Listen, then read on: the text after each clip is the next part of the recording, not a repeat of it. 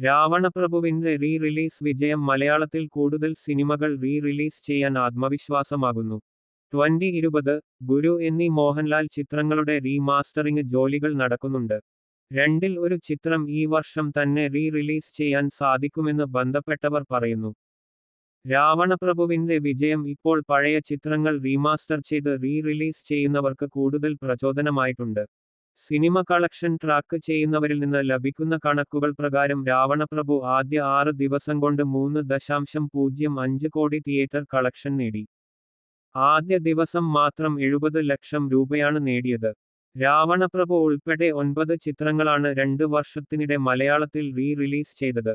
ഇതിൽ ദേവദൂതൻ 5.2, മണിച്ചിത്രത്താഴ് 4.4, ചോട്ടാ മുംബൈ 3.4, സ്ഫടികം 3.1, ഒരു വടക്കൻ വീരഗാഥ 1.5 എന്നീ ചിത്രങ്ങൾ നേട്ടമുണ്ടാക്കി. മണിച്ചിത്രത്താഴ്, വല്യേട്ടൻ, ഒരു വടക്കൻ വീരഗാഥ തുടങ്ങിയ ചിത്രങ്ങളുടെ റീ റിലീസിന് പിന്നിൽ പ്രവർത്തിച്ച മാറ്റിനി നൗ കമ്പനി തന്നെയാണ് രാവണപ്രഭു തിയേറ്ററിലെത്തിക്കാനും നേതൃത്വം നൽകിയത്. ഇതേ കമ്പനി തന്നെയാണ് 2020യും ഗുരുവും റീ റിലീസ് ചെയ്യാനുള്ള പ്രവർത്തനങ്ങൾ നടത്തുന്നത്.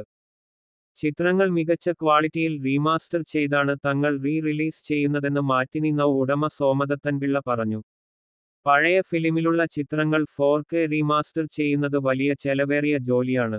ശരാശരി 1 കോടി രൂപ ഒക്കെയാണ് ഒരു സിനിമ 4K റീമാസ്റ്റർ ചെയ്ത് തിയേറ്റർ പതിപ്പ് ഇറക്കണമെങ്കിൽ ഉണ്ടാകുന്ന ചെലവ്. റീ റിലീസ് സിനിമകൾക്ക് വലിയ തിയേറ്റർ കളക്ഷൻ സാധ്യത ഉണ്ടെന്നാണ് നിലവിലെ കണക്കുകൾ സൂചിപ്പിക്കുന്നത്.